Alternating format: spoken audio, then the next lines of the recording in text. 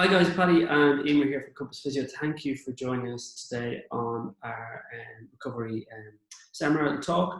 We're aiming for the talk to last about 12 to 15 minutes, where we're going to run through some of the key points. Hopefully you download our PDF. There's 12 pages in there, but it covers some of the main topics and something that we're passionate about at the moment, because if you're joining us today, you are someone who enjoys fitness, enjoys being active, be that training yourself, running, walking, or potentially back playing your team sport after the madness of the lockdown. And something that myself and even being specialists in this area, we're just seeing so many injuries. And what we're finding is actually that the injuries, people come in and say, I don't know what happened. I was running and I felt a pull, or I've been doing the loop, or whatever they may have been doing. It just came on.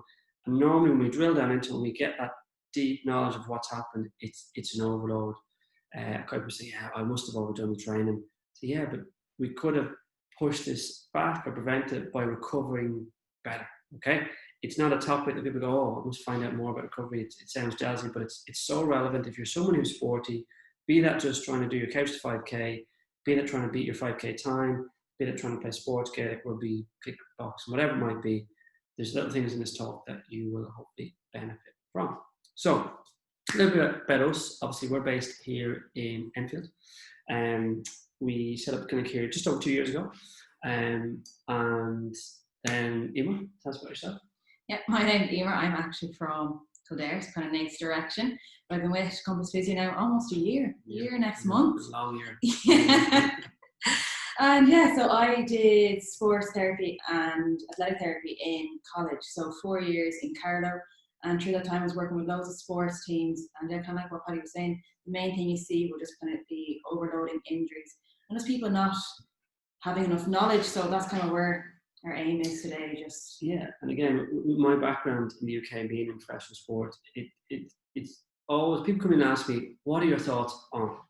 And it could be from recovery to what are your thoughts on going to see a chiropractor versus seeing a physio, whatever it might be. And I say, I always reference it back to what do we or did we use, or what do they use at the moment in the sports environment, the professional sports environment? Because that is the cutting edge. That is where the marginal gains have to be made. And we all talk about, a lot of people know about Team Sky and Steve Brailsford and 1%ers. And what are the things that we can do, and they do in sports, be that improving your hydration, monitoring that, be that knowing exactly what food you're taking in pre and post activity, be that monitoring your sleep, be that rolling, stretch, recovery, whatever it might be. We're going to delve into a bit of that, because the biggest frustration we have with people is they are doing stuff they believe is correct because they've seen a video on YouTube or somebody told them, but it's not necessarily bespoke to them. So if you're someone who enjoys running 5Ks and you're 70 kg versus you're someone who played rugby for years and you're 85, 90 kg, it's a slightly different process and a slightly different markers there that we would use. So we've got a bit of a format, which is written on the board here in front of us, in case you see us just glancing up.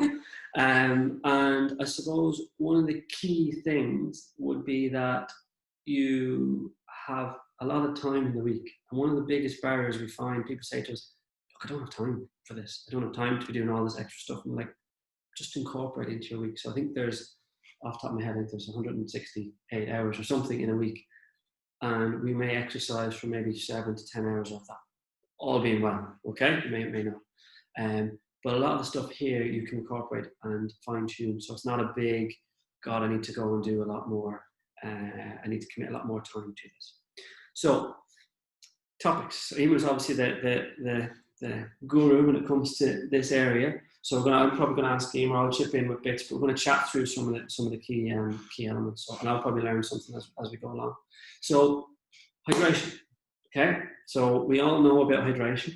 Mm-hmm. Taking in fluids, whatever it might be. Is there anything is there a guideline? I suppose for someone who's watching this going, look, I've been told I should drink 5 litres of water a day, or I should have a small bottle. What were you saying? What's the kind of overview that? Yeah, so the most important thing would be that, like, not only drinking when you're thirsty.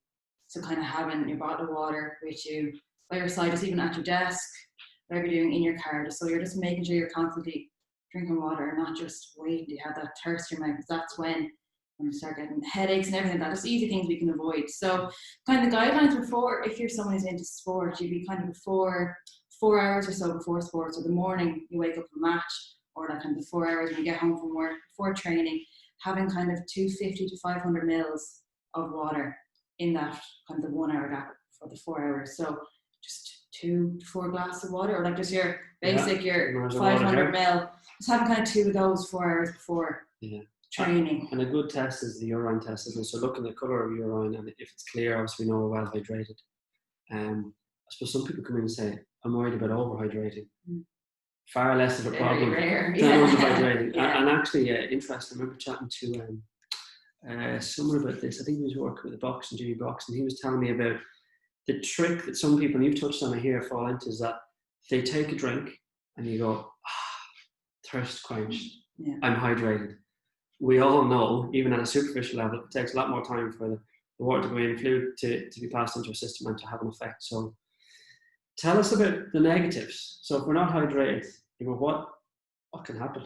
What are the negative effects? What are the things that can happen? So kind of the main reason you probably would get dehydrated is through sweating. So especially at the moment, it's so humid and everything for training, it's mad. So you will be sweating kind of more than usual versus when kind of your winter season. So studies have found that, so if you're sweating, you're going to be losing blood volume. So it's fluid coming out of your body, and that means your heart is going to be having to work harder. And if your heart's working harder, you're going to lose concentration, focus, you're going to be fatigued. That's when cramps and everything start happening. So even like your decision making, which you need like so on the ball, your matches and everything, it's just going to be not there. So I suppose here we like having simple solutions to problems, and good or bad, I don't know with the COVID stuff, because now if you go, let's say you're playing team sport, you have to bring your own water, fill it beforehand, have your name on it. I actually think it's a good thing, because now lads they have their fluids there. They have, sorry, I didn't even think of that. The most glaringly obvious thing, the GA, for example, and soccer, professional soccer, have put in a water break to help reduce the risk of injury. So if it's a simple thing that you can turn on, we can't reinforce enough. The stats are there, and stay hydrated. Your urine test is a good marker of where you're at. Depending on the day and the temperature, etc., you can fluctuate. But on average, what we're looking at for normal adults? Kind of 2 to 3 liters. 2 to 3 liters of water. Yeah, perfect. And just even tracking that, because I know it's easy to say, I may drink 2 to 3 liters, but actually tracking to see if you are doing it is really and how you important. feel. Just I know myself, I'm underhydrated. If I'm busy in clinic and I don't mind drinking enough water, definitely find the concentration goes. But as Emer says, if you're reacting to it and you've got those kind of dry lips and you're feeling really thirsty, it's almost too late. Okay, so that's hydration. Hope you found a couple of bits on that. Just sorry, a little one on that. Tea and coffee. Can we count that in our hydration? No. The opposite. No. Why?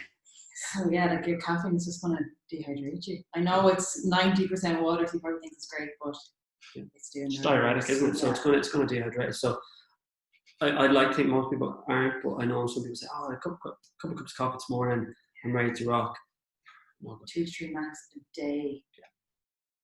Okay, that's a big takeaway from hydration. Okay. Nutrition. Okay, so we're going to chat about nutrition next, and I think there's a bit more awareness potentially of the importance of food, and foods are fuel, and we all know that. So give us, I suppose, an overview, Emer, of maybe people know a little bit maybe about carbs, fats, proteins. Is there kind of a general guideline, if we're keeping it really simple, of the percentages people should be looking at? Is there a way of tracking it to make it easier? What's the simple kind of solutions? So kind of the basic one we'd say for people who aren't kind of like big into nutrition would be like 40, 40, 20. So you're looking for 40% of your diet being protein, 40% carbohydrates, and then 20% fats. And then kind of the easiest way to track this would be getting an app on your phone. We all have an Android or an iPhone at the moment. There's a MyFitnessPal app, completely free. And it literally does all the work for you. You just put in what you eat and it tells you exactly how much is in each. Bit of work to start. Scanning bits and bobs. So you can get the free version. I think it just tracks your calories, doesn't it? But like it's €5-6 a month. €5-6 a month. You can track your macros. You can set your target. Look, that's something obviously we can help you out if you need a bit of guidance on that. But we can set your targets, your balance of, depending on your training, you might need to tweak that percentages. Scan your food. It's. I only started doing it during lockdown. I thought I was kind of eating so enlightening. Some things it's scary, and then sometimes you might find you actually don't only eat maybe You know, 1500 days, you're like, then you're going to be in a calorie deficit if you're training and everything, which is. I think it's that. It's the things that you don't think. Obviously, you're aware of like your, I don't know, your deep fried Mars bar or whatever it might be. I lived in Scotland for a while, obviously. Deep fried Mars bar, and you think, okay, that's bad. But the little ones that you think, maybe the pre-packaged foods, or the I don't know, chicken Kiev that you have for dinner that came out of packet, and when you actually look at what's in them and the content. Yeah. But that being said, it's also an avenue too. If you're in a calorie deficit, you can actually reward yourself. Where you go, look, I'm down here. I need to get my numbers up, and you can take in food. It's not trying to starve yourself. So, calorie deficit. For anybody who doesn't know, give us a kind of a brief. Yeah. So kind of every like female and male is different. I think it's an average of 1800 so for females. Females, and then 2400 for males, and then you kind of change that with body weight and everything. But so calorie deficit means you're burning more calories than you're taking in a day. So if you have a Apple Watch, anything like that, you can link that up to the app, and that's going to track how much activity you do in the day and going to minus how many calories you burn. So it's going to see you might burn 500 to 600 in an hour training session. It's a whole another meal, really. And like the danger of a calorie deficit, it just means it's going to be kind of loss of muscle tissue. So your strength endurance is going to go down, and then there's also going to be a change in your hormones. If you're not getting enough testosterone or whatever from the protein, and then that's going to like lead to possibly injury. It can have an effect on that. So there's more research coming out, isn't there? But so we know the importance of nutrition. But I suppose it depends what way you're going to take it. So if you're watching this and you're a male or female, and you wonder, why can't I put on muscle bulk? I'm doing loads of training in the gym and I'm smashing it. The vast majority of the time it's nutrition. Like that's the missing link. And as Emer touched on brilliantly, it's like we can hit our targets, and we hit our 2,400. I think mine's about 2,300, and you hammer that, but you haven't taken into account your exercise, your steps, your training session, and all that stuff. So it's looking at the big picture. To start off with, it's just about forming habits, isn't it? It's just about tracking something. So even if you just plan your food to roughly say, I'm going to have for dinner this, this, and this, rather than being reactive, so that's useful. But I think, MyFitnessPal, for sake of it's free, or you can progress to the paid version. Well worth it. €40 for the year if you buy it up front. Invaluable. You'll probably know your partner by scanning everything at the start, or the stuff you can't scan will drive you mad. But it's really enlightening, really educational for yourself, just knowing, okay, well, that's how much protein's in that. Tom's addicted. You'll be surprised. You may, not saying you, but you may find yourself sitting there at night, 200 calories down, going, what can I eat? What do I need to? What can I find that will hit those targets? If you want to evolve it more, something that you can do is get your weighing scales, check your weight every morning, review every week, and you can weigh your food. If you really want to get into it, get yourself a little weighing scales, €10-15, Argos, etc., and weigh your food, so you know, okay, exactly what you're taking on board. They're the kind of. There's even vitamins that tells if it's high in vitamin C and everything like that, and like fiber. It kind of gives you so many pointers. So for the purpose of this, we're skirting over the big topics. We're trying to offer a little bit of insight. But if anybody needs or wants any more information on that, do reach out to us. We can delve into it a bit more for you guys individually. Okay, sleep. So sleep and recovery and performance. Do I need to sleep? So important. Some people, but look, I don't need to sleep as much as someone else. You know, is it why do you need sleep? It's when your body recovers mainly. So just even after a long training session, anything, just you need, especially active people, like the aim would be 8 to 9 hours, which I know seems a lot, but that's what the body needs. And how can we track our sleep well? Like, what do you use to track your sleep? So again, I have just a little Fitbit, and that you can go into the app and it tells you. It's kind of scary because I only got the app there last month for my birthday, and I was like, I'm getting 8.5 hours every night. But then when I actually looked at the app, I get maybe 6 hours 50, which is still great. But just even how many times you wake up during the night when you actually fall asleep, and it's just. So I think the higher level is to do with these kind of circadian rhythms. We need to go through maybe 4, I think, or 5 of these circadian rhythms, which are about 90 minutes. So it's looking at that 7.5 hours, I think, is the gold standard. But look, we know, like anything, if we're being realistic, we might have weekdays where we have a bit less, but we have to catch up somewhere. And from a cellular level point of view, we know it's about the tissues recovering, oxygenation to the tissues and allowing them to recover. But especially post-activity, we need to be tracking our sleep and how well we're sleeping, the quality of our sleep. And again, something like Fitbit is a great tool to measure.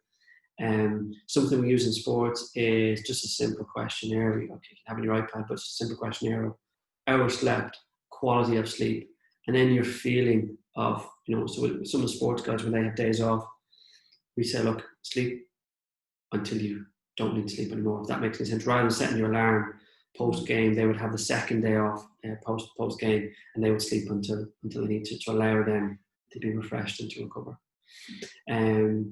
Okay, so as regards sleep, negatives, what are the stuff we're finding that people are doing and they can't seem to say, I can't fall asleep? So even I know like it is handy to go to the gym after work, but if you're working kind of late and then going to the gym maybe 8 or 9 o'clock at night, trying to go to sleep after that, because you're on a buzz after activity. So trying to have your gym maybe a little bit earlier in the day. The aim would be kind of 2 to 3 hours before you try to go to sleep. That would be a major one. And then also just phones. Screen time. We all know it. Do we actually listen to it? But I personally am very lucky. I literally, if it takes more than 30 seconds to go to sleep, I'm pretty annoyed. So I'm very lucky, but I know lots of people struggle to go to sleep. So it's having a routine, having a set routine. Not having your room too warm. Again, at the moment, it's just so hot. So room too warm, warm, around 20 degrees or so. Well ventilated. Hydration, maybe a chamomile tea. Chamomile tea. Obviously, you can tell I don't drink it. Think about that. Obviously, screen time, maybe reading a book, a set routine. It's massive from a quality of sleep perspective. Okay, breathing. Tell us about the importance of that for sleep inequality and getting our system. So what are we looking at trying to engage one like sympathetic or a parasympathetic nervous system and getting it just to the modern world? Look, I suppose the concern is post-COVID, everyone's getting back to normal and it's just go, we're all wired and then suddenly can't switch off. So if you wouldn't mind, so this is even just a really nice one to do, like if just even the second you come into your drive after a long day of work and you're just you're sitting at your desk, anything like that, before you even go into your training session, before you go to bed. It's really nice, just taking a minute to yourself. So you want to sit, you don't want to be up tall, you want to be relaxed in a position that's comfortable for you. Okay? And you're going to close your eyes when you're there. And I'm going to get you to inhale through your nose, really quiet so I can't hear. Perfect. And you're going to hold that breath for a second. And then you're going to exhale out through your nose again. Okay, so it's all going to be nasal breathing here. So we're going to inhale for a count of 3 this time. Pause for 1. And we're going to exhale for 4, getting rid of all that air. Lovely. And I don't know if you can see your Paddy, it is getting the whole way through the abdominals. So you don't want to just be chest breathing. That's what a lot of us do kind of when you're out of breath playing match, but when you're stressed as well. So you really, really want to make sure you're getting that breath the whole way down. And you feel, if you do a few cycles of that, you just feel like you just relaxing. As Ian was saying, it's about trying to get the diaphragm, rib cage moving. So a lot of people who come in who are, say, struggling with back pain, for example, when we delve into sleep patterns and that, a lot of people are just bolt upright and solid. So just with that breathing patterns after a busy day, because the body carries the stress, be it, back at work, lots going on, stuff going on with kids, take that time. It doesn't have to be a nice quiet place where you have to lie in bed at night. It's grab a couple minutes in the car before you step into the house for the baths. This is nice when you're able to fit it in. Yeah, there's time in that day, 168 hours, there's just 2 minutes, repeated 5 times a week even. There's 10 minutes in there somewhere. Yeah. So a lot of people don't like the guided meditation, all that kind of stuff. So this is just, it's completely your pace, everything. So it's a nice way to. Cool. Yeah. Okay, so we're going to chat about foam rolling and I suppose active recovery. So foam rolling and stretching as one. We have done a separate 7-minute foam rolling video. So if anyone is interested in that, just let us know. It's kind of a guideline, working your way through the top points and techniques. So benefits of foam rolling, stretching, post-activity, pros and cons. What do we think? Are we a fan of foam rolling? Yeah. Especially just like for glutes, legs, it's such a nice thing you can kind of do yourself. Yeah. There's kind of no excuses from it, but yeah, what we kind of say is doing both together. Yeah, I think the evidence to say both together. We'll come on to what you do pre and what you do post activity, but I think the evidence would say foam rolling with static stretching post activity is the most beneficial and has some evidence to reduce the risk of injury.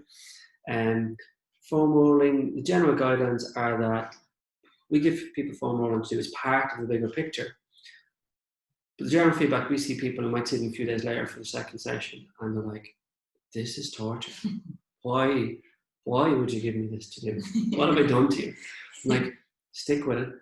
And in general, what you're working with, when you're working with a foam roller, what you're trying to do is, I describe it as this, and there's layers of tissue, there's muscle, and there's fascias, there's several layers.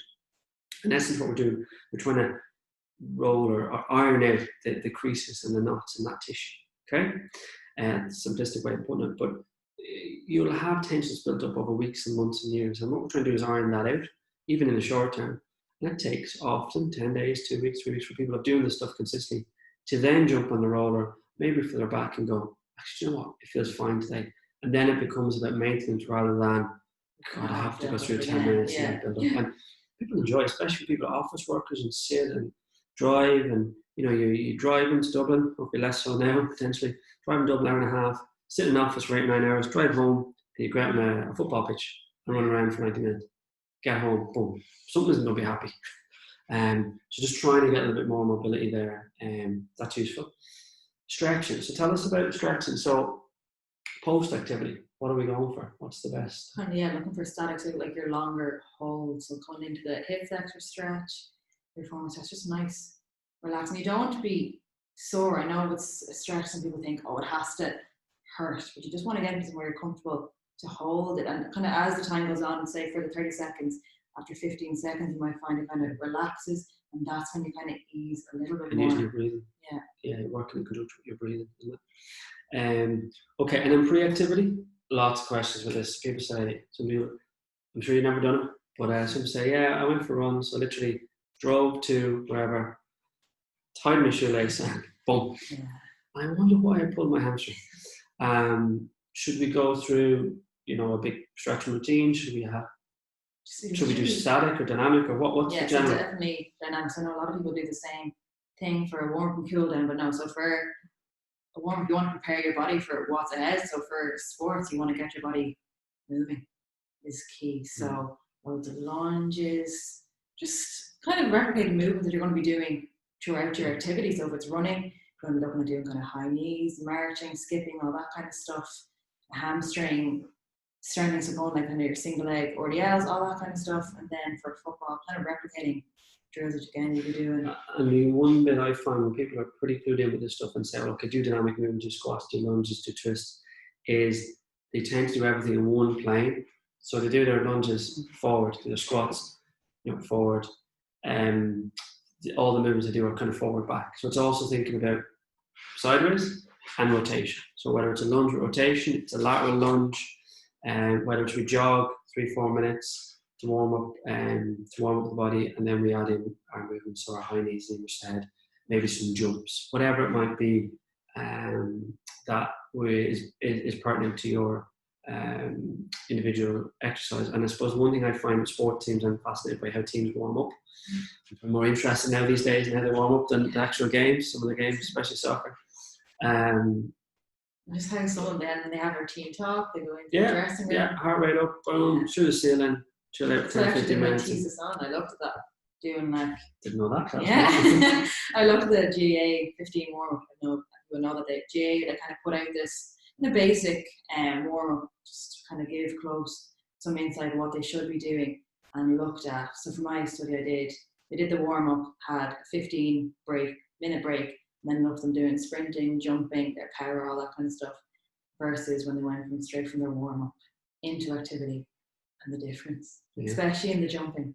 I think people were jumping out 10 to 12 centimeters less from having that 15-minute gap, because kind of all the benefits have been lost. Yeah. So it's just making sure that you're, even if you are in the dressing room, I know that's kind of gone now, just outside, that you still keep on moving, like you're not going to fatigue. If you've been doing your training, you're not going to fatigue. And a lesson to coaches, the negative we touched earlier on about the water breaks, but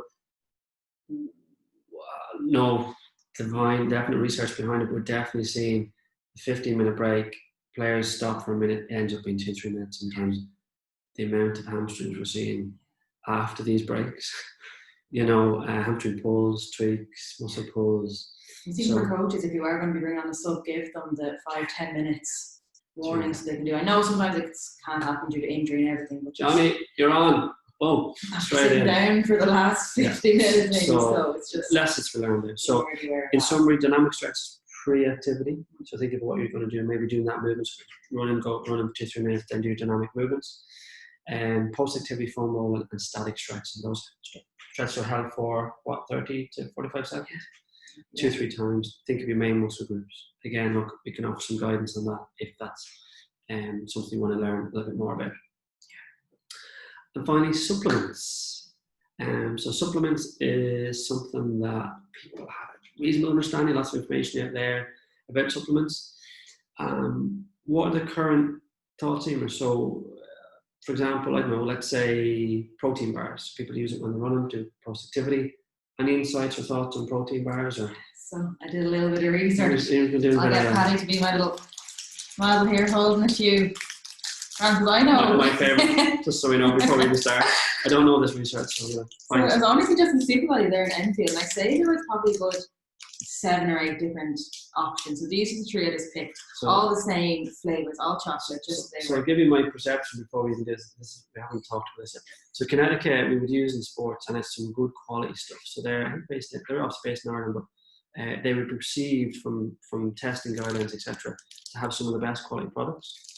For fill bars, not sure quality of what's in them. That would be my perception, and that's something that we use in sports, and I would use regularly. Give me the good or bad news here. So what I found was really interesting.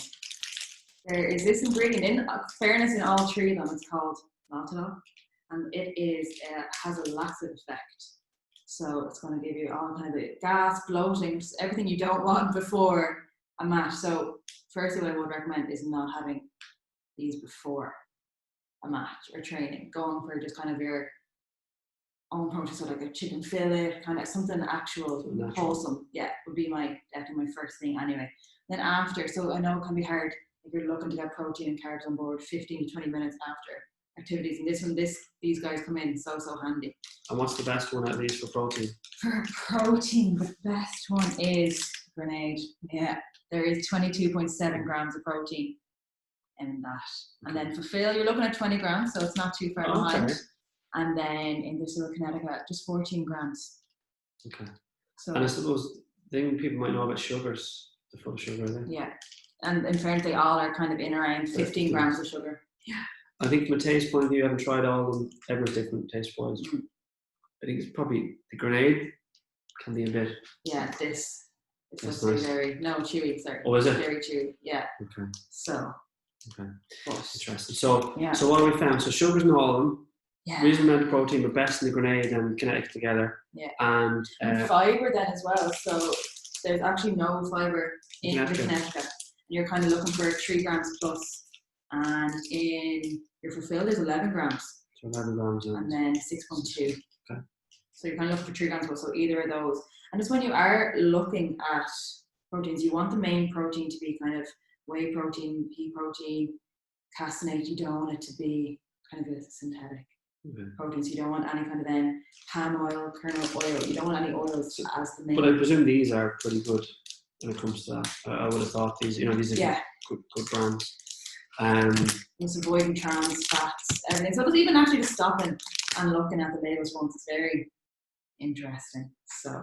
And in general, post activity, recovery wise, I suppose supplements, anything that we're leaning towards. So is it protein and carbs? What's the kind of? I mean protein and carbs, yeah. Yeah. Taken pretty quickly after. Yeah, so if they have 15-20 minutes to have something quick, and then once you're home having your pasta, chicken fillet. Yeah. Personal favourite mine is protein milk. Yeah. Protein milk straight after, have a little tub of it there. Nuts even. It's something you can have in the car as well as around the nuts and everything again.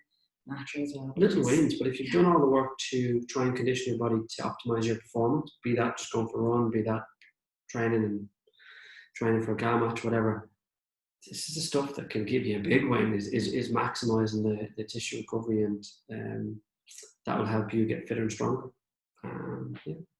So look, we've covered quite a bit there. Again, if there's anything in particular that you want to run through, let us know. So key takeaways. What are our key takeaways today with recovery? So there's time. It's plenty of time. 168 hours. Like once, I know the first week it might be a little bit, but honestly.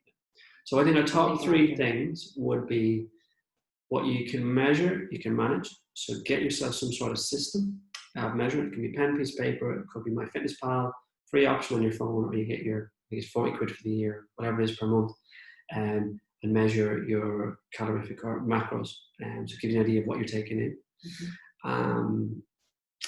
Hydration. Hydration, sleep. So hydration, what are we saying for hydration? 2-3 liters a day, and just not having 1 liter in one go, having that like constantly sipping throughout the day. Cool. And avoiding teas over, taking in too much tea and coffee. Yeah. And sleep. Yeah, you're kind of your 7 to 9 hours. Yeah. So I'm trying to track that. So yeah. And also sleep, thinking about those little tips that we talked about with deep breathing exercises.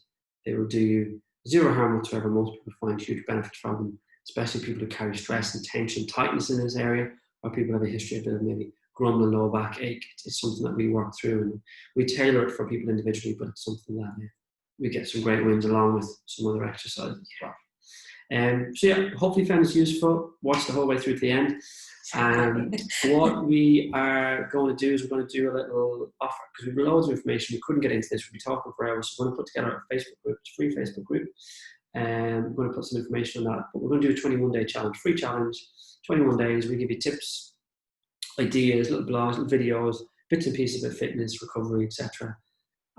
So do get on board with that. We'll put some information below, and we'll do get in touch, or we'll reach out to you with an offer on that. We're going to probably start to run it over the next couple of days, 21 days, run through August, with some advice and tips, because we understand how important it's getting the right information, not being Googling. Googling, copying what the rest YouTube. of the team does, and everyone's different. It's very different. So look, if you want more information, we can tailor it to you, but this is just some general information that we want to get out there. Free Facebook group. So if you want to get involved, you know someone, or you're involved in the team, it's worthwhile getting involved, let us know, and we'll pop them in that group. Okay? Hope you enjoyed, and we'll chat to you soon.